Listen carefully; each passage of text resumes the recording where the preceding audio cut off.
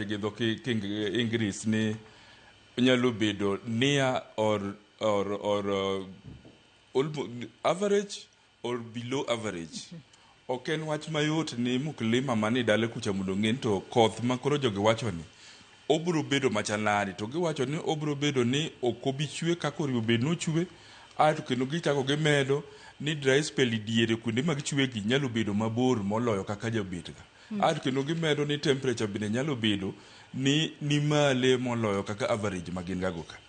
Koro mkulima man piny kucha cha ok nyal ng'eyo to kodhni miwacho ni onyalo bedo ni ochiegni romo kaka oromo cha kaka obiro gacha. Onyalo bedo ni en koth manyalo chiego cham mage.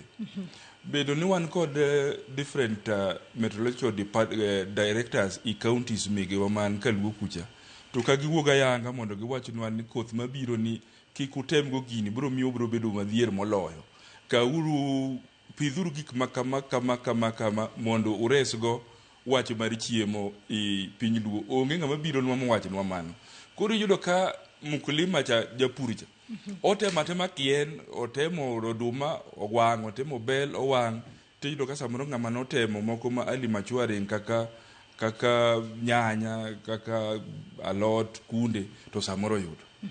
Koro samoro dware ni ka wechegi igolonwa, to mondo golgie kod practical exams manyiso ng'ato ni kik utim ma, timuru ma gima tunyalo yudo. Iwacho kanyo makare ahinya, kendo gi thuolo ni ng'isa ni Dominic Arodi, director mochung'ne